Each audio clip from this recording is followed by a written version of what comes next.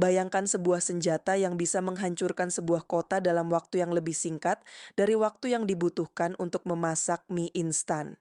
Hari ini kita akan membahas bagaimana teknologi nuklir modern telah mengubah perhitungan keamanan global secara dramatis. Hmm, itu perbandingan yang sangat mengkhawatirkan.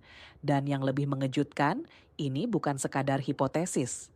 Teknologi Dark Eagle milik Amerika sekarang bisa mencapai target di Rusia hanya dalam waktu 6-7 menit dari pangkalan di Jerman. Benar sekali, dan semua ini bermula ketika Menteri Pertahanan Rusia, Andrei Belosov, membuat pernyataan mengejutkan.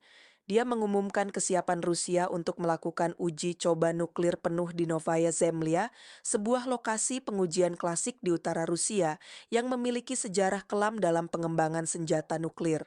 Dan timingnya sangat menarik ya. Pernyataan ini muncul tepat setelah latihan militer Amerika, Global Thunder 2025, yang menurut Moskow bukan sekadar latihan biasa, tapi simulasi serangan nuklir terhadap Rusia. Well, yang membuat situasi ini semakin kompleks adalah parade teknologi baru yang kedua negara pamerkan.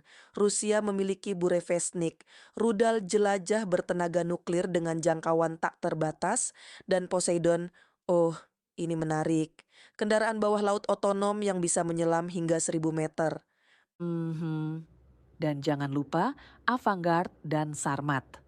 Tapi yang membuat saya penasaran, seberapa besar sebenarnya ancaman dari teknologi-teknologi ini dibandingkan dengan era Perang Dingin? Uh, Perbedaannya sangat signifikan. Di era Perang Dingin, waktu peringatan serangan bisa mencapai 20-30 menit. Sekarang, dengan Dark Eagle, waktu respons hanya 6 menit. Bayangkan tekanan pada pembuat keputusan untuk memverifikasi apakah serangan itu nyata atau false alarm dalam waktu sesingkat itu. Dan situasi ini semakin rumit dengan masuknya pemain-pemain baru seperti China dan Korea Utara. Trump bahkan menggunakan aktivitas negara-negara ini sebagai justifikasi untuk potensi uji coba nuklir Amerika. Kamu tahu apa yang menarik? Di tengah ketegangan ini, Eropa berada dalam posisi yang sangat sulit. Mereka bergantung pada Amerika untuk keamanan, tapi juga membutuhkan Rusia untuk energi. Jadi, mereka literally terjebak di tengah-tengah konflik ini.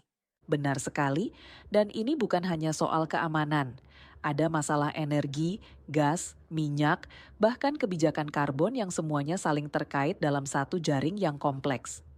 Dan yang paling mengkhawatirkan adalah bagaimana CTBT Comprehensive Nuclear Test Ban Treaty atau Traktat Larangan Uji Coba Nuklir Komprehensif mulai kehilangan relevansinya. Kalau satu negara mulai melakukan uji coba, yang lain pasti akan mengikuti. So, apa yang bisa kita harapkan ke depan? Apakah masih ada harapan untuk dialog dan diplomasi? Well, sejarah mengajarkan kita bahwa dalam krisis nuklir, dialog selalu menjadi jalan keluar. Tapi kali ini tantangannya jauh lebih besar. Teknologi modern telah mengubah perhitungan strategis secara fundamental. Kita tidak lagi berbicara tentang jam atau menit, tapi detik. Dan dalam dunia yang bergerak secepat itu, kesalahan kecil bisa berakibat fatal. Eksak. Mungkin ini saatnya kita semua sebagai warga dunia menuntut lebih dari para pemimpin kita. Karena dalam permainan nuklir modern ini, kita bahkan mungkin tidak punya waktu untuk menyesali kesalahan kita. Dan mungkin itu adalah pesan paling penting yang bisa kita bawa hari ini, bahwa dalam era teknologi nuklir modern, kita tidak punya kemewahan untuk membuat kesalahan. Dan dengan itu kita akhiri diskusi kita hari ini. Semoga pembicaraan ini membuka mata kita semua tentang betapa pentingnya mencegah eskalasi konflik nuklir di era modern ini. Saya Nadira, presenter Artificial Intelligence TV One AI bersama rekan saya. Saya Sasya, nantikan podcast kami berikutnya. Sampai jumpa.